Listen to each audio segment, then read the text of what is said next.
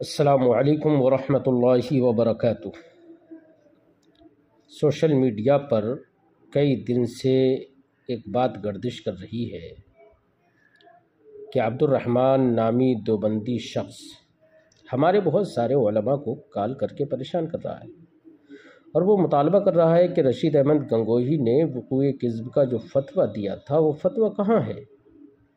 اگر نہیں ہے تو اعلیٰ حضرت نے حسام الحرمین میں گنگوہی کے فتویٰ کے بارے میں لکھا ہے کہ میں نے اپنی نگاہوں سے اسے دیکھا، بمبئی وغیرہ سے کئی بار چھپ چکا ہے الی آخر۔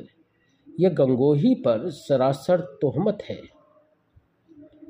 سب سے پہلے اس بے علم شخص سے میں یہ کہنا چاہتا ہوں کہ عدم وجود سے وجود عدم لازم نہیں آتا، یعنی اگر کوئی چیز ہمیں معلوم نہیں ہے یا ہمارے پاس موجود نہیں ہے تو فی نفسی ہی اس کا عدم لازم نہیں، اور یہ نادان آدمی عدم وجود کو وجود عدم سمجھ بیٹھا ہے۔ یہ بہت بڑی جہالت ہے۔ اب ہم رشید احمد گنگوہی کا فتویٰ آپ کے روبرو کراتے ہیں، جو پرانا ہونے کی وجہ سے صاف نہیں دکھتا ہے، لیکن گہری نگاہ سے دیکھا جائے تو پڑھنے میں آ جاتا ہے۔ میں وہ فتویٰ پڑھ کر سناتا ہوں۔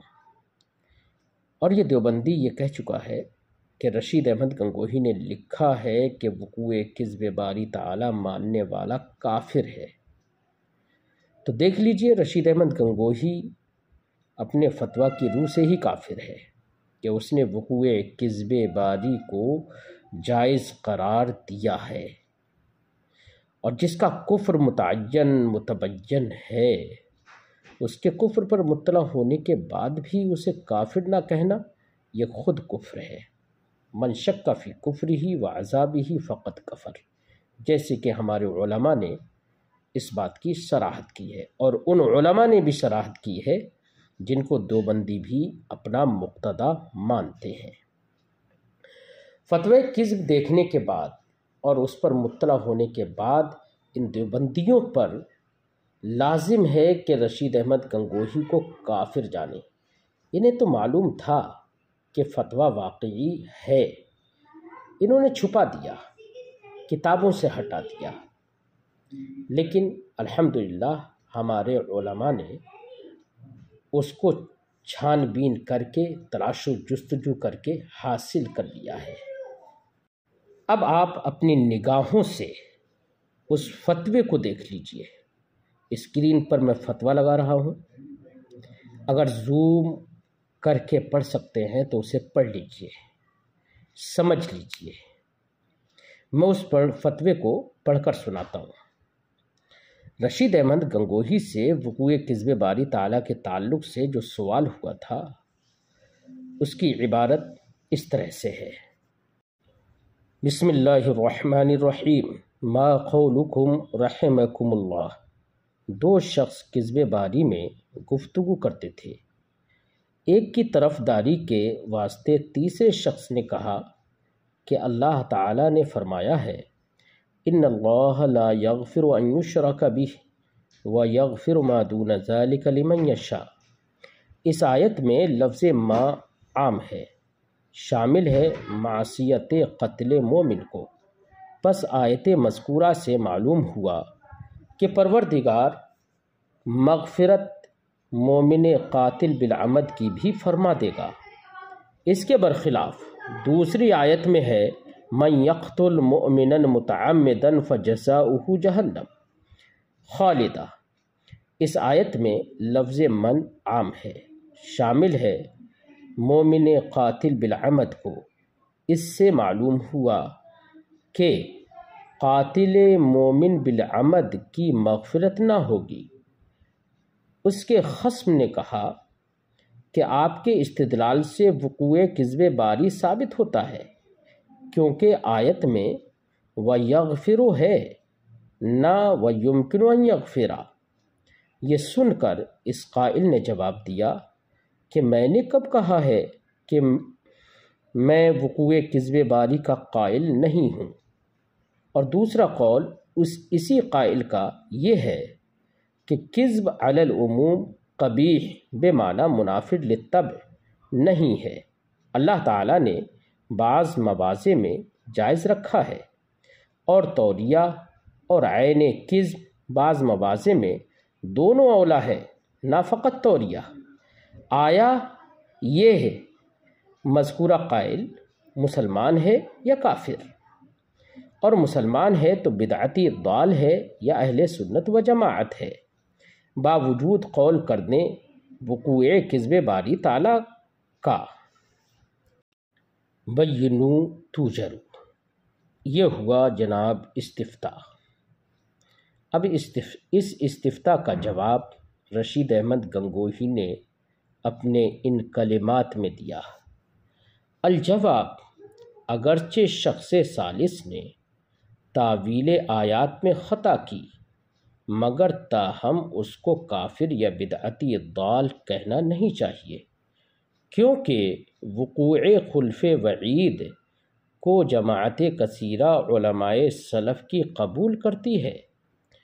چنانچہ مولوی احمد حسن صاحب رسالہ تنزیہ الرحمن اپنے رسالہ میں تصریح کرتے ہیں بقولہ، علاوہ اس کے مجوزین خلف وعید وقوع خلف کے بھی قائل ہیں، چنانچہ ان کے دلائل سے ظاہر ہے، حیث قالوا لأنہ لیس بنقص بل ہوا کمال الی آخر۔ اس سے ظاہر ہوا کہ بعض علماء وقوع خلف وعید کے قائل ہیں، اور یہ بھی واضح ہے کہ خلف وعید خاص ہے اور کذب عام ہے، کیونکہ کذب بولتے ہیں قول خلاف واقع کو، سو وہ گاہ وعید ہوتا ہے، گاہ وعد ہوتا ہے، گاہ خبر ہوتا ہے، اور یہ سب یعنی وعید و وعد اور خبر تینوں کذب کے انواع ہیں، اور وجود نوع کا وجود جنس کو مستلزم ہے۔ مثلا انسان اگر ہوگا تو حیوان بھی ضرور موجود ہوئے گا۔ آگے لکھتا ہے، لہٰذا وقوع کذب کے معنی درست ہو گئے، اگرچہ بضمن کسی فرد کے ہو، پس بناء علیہ اس شخص ثالث کو کوئی کلمہ سخت نہ کہنا چاہیے کہ اس میں تکفیر علماء سلف کی لازم آتی ہے، ہر چند کہ یہ قول ضعیف ہی ہے، مگر تاہم متقدمین کے مذہب پر صاحب دلیل قوی کو تدلیل صاحب دلیل ضعیف کی درست نہیں۔ مثلا دیکھو حنفی شافعی اور عکس یعنی شافعی حنفی بوجہ قوت دلائل، یعنی اپنے دلائل کے قوی ہونے کی وجہ سے حنفی شافعی پر اور شافعی حنفی پر طعن و تضلیل نہیں کر سکتا۔ انا مومن انشاءاللہ تعالی کا مسئلہ کتب عقائد میں خود لکھتے ہیں، لہٰذا اس ثالث کو تضلیل و تفسیق سے معمول کرنا چاہیے، البتہ یہ نرمی اگر فہمائش ہو تو بہتر ہے۔ البتہ قدرت علی الکذب مع امتناع الوقوع مسئلہ اتفاقیہ ہے کہ اس میں کسی کا خلاف نہیں، اگرچہ اس زمانہ میں لوگوں کا انکار بیجا ہو گیا ہے۔ قال اللہ تعالی وَلَوْ شِئْنَا لَآتَيْنَا كُلَّ نَفْسٍ هُدَاهَا وَلَكِنْ حَقَّ الْقَوْلُ مِنِّي لَأَمْلَأَنَّ جَهَنَّمَ مِنَ الْجِنَّةِ وَالنَّاسِ أَجْمَعِينَ۔ الآیہ فقط واللہ عالم کتبہ الاحقر رشید احمد گنگوہی عفی عنہ۔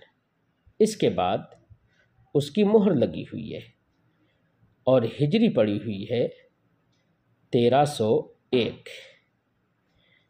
یہ رشید احمد گنگوہی کا فتویٰ ہے جو میں نے آپ کو پڑھ کر سنایا۔ جو دیوبندی لوگ عدم وجود کی بنا پر وجود عدم سمجھ بیٹھے ہیں یا ہمارے علماء کو دھوکہ دینا چاہتے ہیں، ان کو چاہیے کہ وہ اسے دیکھیں، پڑھیں، سمجھیں اور توبہ کریں، اور یہ یقین کریں کہ ایسا کرنے والا، ایسا کہنے والا، ایسا فتویٰ دینے والا شخص کافر ہے، اور کافر کو کافر نہ کہنا بھی یہ کفر ہے۔ اس لیے وہ توبہ کر لیں، کم سے کم اس کفر سے تو توبہ ہی کر لیں۔ جب ان کے سامنے فتویٰ سا آ گیا تو یقین ہی کر لیں اور اس سے توبہ کر لیں۔